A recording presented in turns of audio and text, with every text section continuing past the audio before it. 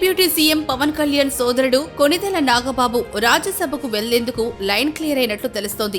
ఢిల్లీ పర్యటనకు వెళ్లిన పవన్ కళ్యాణ్ ప్రధాని మోదీ పలువురు కేంద్ర మంత్రులతో భేటీ అయిన సంగతి తెలిసిందే. ఈ క్రమంలోనే బీజేపీ పెద్దలతో నాగబాబుకు రాజ్యసభ సీటుపై చర్చించినట్లు వార్తలొస్తున్నాయి. రాష్ట్రంలో ఖాళీ అయిన రాజ్యసభ స్థానాల్లో ఒకటి జనసేనకు కేటాయించాలని పవన్ కళ్యాణ్ కోరగా బీజేపీ అధిష్టానం సుముఖత వ్యక్తం చేసినట్లు తెలుస్తోంది. దీనిపై అధికారిక ప్రకటన రావడమే ఆలస్యమని జనసేన వర్గాల్లో చర్చ నడుస్తోంది.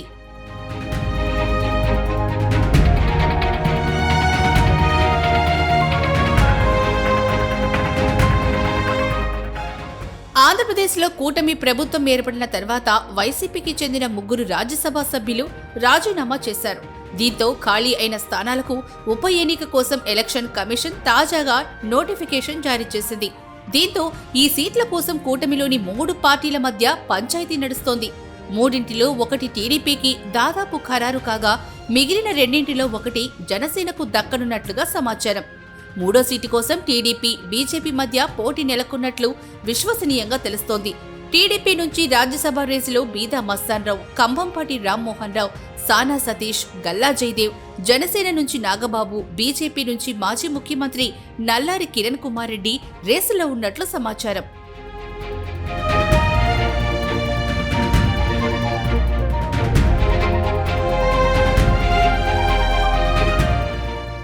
ఉప ఎన్నిక జరగనున్న 3 రాజ్యసభ స్థానాల్లో 2కి 4 ఏళ్ల చొప్పున ఒకదానికి 2 ఏళ్ల పదవీ కాలం ఉంది. ఈ నేపథ్యంలోనే 4 ఏళ్ల పదవీ కాలం ఉన్న 2 సీట్లకు పోటీ విపరీతంగా ఉంది. ఈ 2 సీట్లలో ఒకటి వైసీపీ నుంచి టీడీపీలోకి వస్తూ రాజ్యసభకు రాజీనామా చేసిన బీదా మస్తాన్రావుకి దక్కనుందట.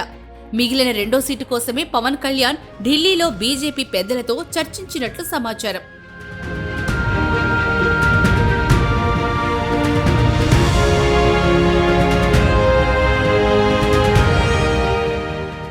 మొన్నటి ఎన్నికల్లో జనసేన నుంచి అనకాపల్లి పార్లమెంట్ నియోజకవర్గం అభ్యర్థిగా పోటీకి సిద్ధమైన నాగబాబు బీజేపీ అభ్యర్థి సీఎం రమేష్ కోసం త్యాగం చేశారు. ఆ సమయంలో నాగబాబును రాజ్యసభకు పంపిస్తామని బీజేపీ పవన్ కళ్యాణ్కు హామీ ఇచ్చినట్లు ప్రచారం జరిగింది. కూటమి ప్రభుత్వం కనీవిని ఎరుగని మెజార్టీతో ఆంధ్రప్రదేశ్లో ప్రభుత్వాన్ని ఏర్పాటు చేయడంతో ముఖ్యమంత్రిగా చంద్రబాబు, డిప్యూటీ సీఎంగా పవన్ కళ్యాణ్ బాధ్యతలు చేపట్టారు. తనకు పదవి రాకపోయినా ఎలాంటి భేషజాలు పెట్టుకొని నాగబాబు పార్టీ కోసం అహర్నిశలు పాటుపడుతున్నారు. ఈ నేపథ్యంలోనే తన పార్టీ కోసం కష్టపడుతోన్న అన్నకు రాజ్యసభ సీటు దక్కేలా పవన్ కళ్యాణ్ బీజేపీ పెద్దలను ఒత్తిడి చేస్తున్నారు.